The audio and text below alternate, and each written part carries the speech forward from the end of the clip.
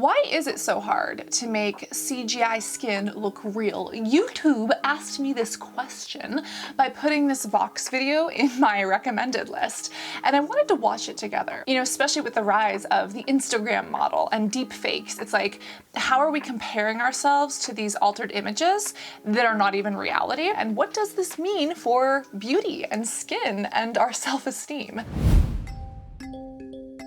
These two scenes, almost 20 years apart, both show their digitally created main character waking up. They also served as the big reveal of a technical breakthrough. Final Fantasy: The Spirits Within was one of the first movies with a realistic human CGI character, at least in theory. To our eyes today, the movement and textures make it look, at best, like a video game cutscene. But focus on the skin. How did we go from lifeless skin to skin that, on Alita, a stylized character with giant eyes and a robot body, looks so much better? How do we make fake skin? When you're looking at this face, do you actually see the muscle movement? Do you have the frontalis muscles, the corrugator supercilii? You have these 11 lines, and you can actually see texture and pores within the skin. Do you see how there's these different dots on her face? This is actually what is being mapped and tracked so that you can create kind of this AI image. Something that's also interesting is that it looks like they're working in basically video layers here. Let's talk about layers. Basically, my Instagram exists to break down beauty standards at this point, and I try to show the before and after of all of these model-ready, magazine-ready images that we constantly see and compare ourselves to. But when you swipe right, you can actually see what that photo looked like, and you're like, wow, that looks nothing like what the after image does. And in this kind of editing, it's actually very different. It's not just a blur filter. We're actually going in and we're adding a stamp tool, and we're actually adding texture to the skin. Yes, we are removing blemishes, we are removing specific fine lines and wrinkles, we are doing a dodge and burn technique. Dodging and burning is the act of changing colors or shadows. And so we're actually, not just blurring or smoothing skin, but we're recreating skin in these different layers of texture and shadow. And that is what makes it look much more realistic. And that's what's so convincing and potentially so damaging about these images or about these visuals, is because they look real, but they look real to a perfect or idealized perspective. Displacement maps push the skin up or down. Imagine how this little guy is flat, but features or a wrinkle here might change the height of his face. Look at all the detail in the Scorpion King's face here versus Imhotep's face in the next shot. That's the detail you can see in the close-ups in Alita. It's way smaller than wrinkles. We call it microgeometry, even pore level displacement. That sort of gives you the oiliness, the specular response in your skin. I have a very clear flow direction that way. I have a flow direction this way, and I have a sort of reverse flow direction around my chin. So we actually draw curves along these flow lines. Some extreme close-ups we knew that the camera was going to basically fly into Alita's eye. Fascinating, because these kind of flow lines, same thing happens when we're looking at acne scars. I actually want you to look really up close in natural light at my skin texture. I want you to see what happens when I smile. I have acne scars, right? My skin is pitted, there's a little bit of pooling, there's some scar tissue, this fibrous tissue under my skin. And when I smile, my muscles are pulling my skin to do this. But because my skin is scarred, it actually pulls on that tissue differently.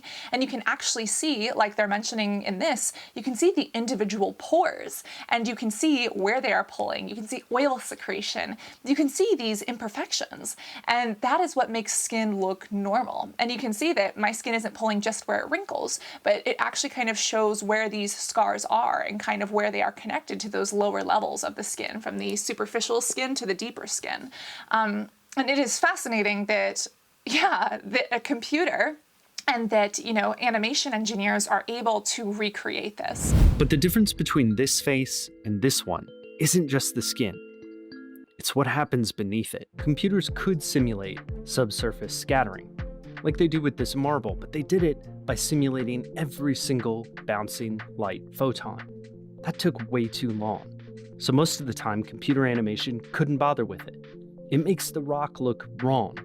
Light is bouncing off him, not passing through the skin. It affected other shots too. In Shrek, they actually have a cookie guy and some milk. And if you ever see that shot, it looks like white paint, which is exactly the example we said. If you don't do this properly, it's actually going to look like paint. It looks like glue. And yeah, I'm thinking about this. If you have a cat, then I hope you have a laser pointer.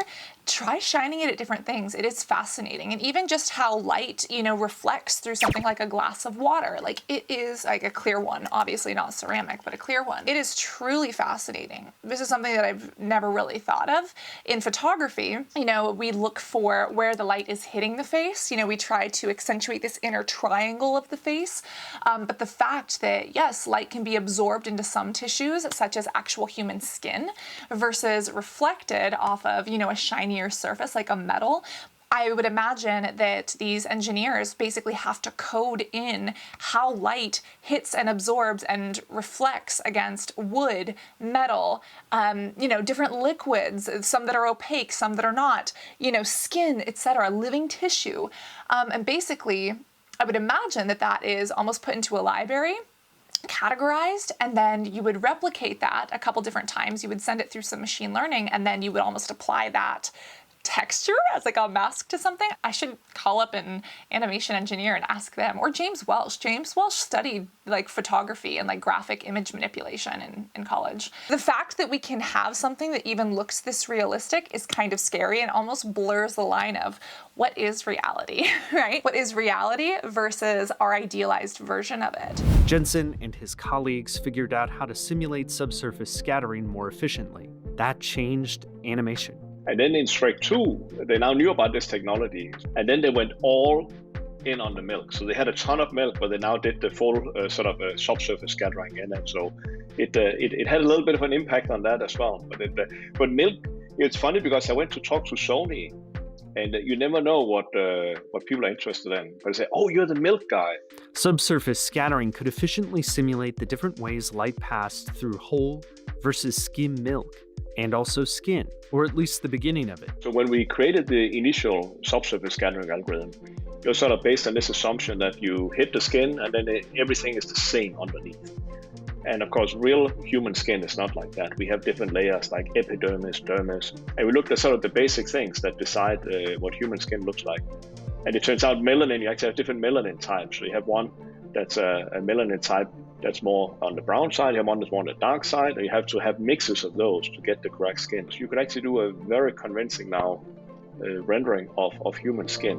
Early reviews for Final Fantasy: The Spirits Within focused on it as a treat for the eyeballs. Since then, increasingly complex simulations of not just skin but light and movement have made visual effects look even more real. The only question is how much further is left to go.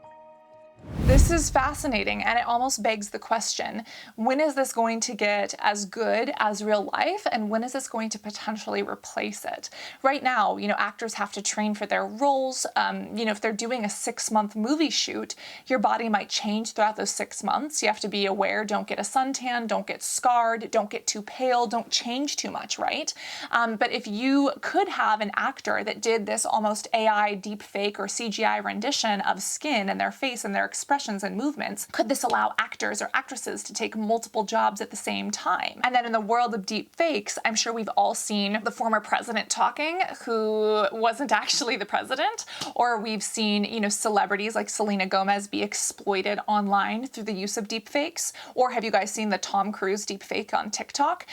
It's quite disturbing. If we believe that is reality, where does it blur the lines of what is reality and what is not?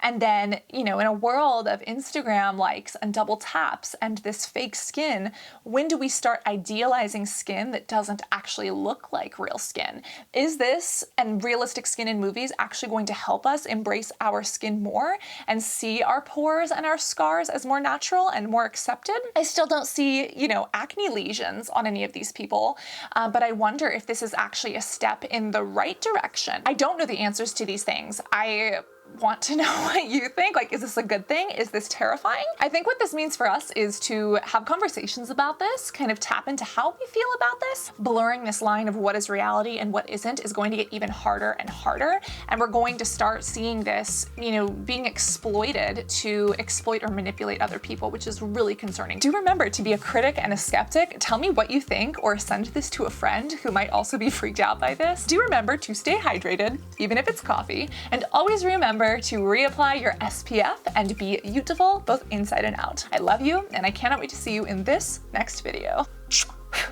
Love you guys. Bye.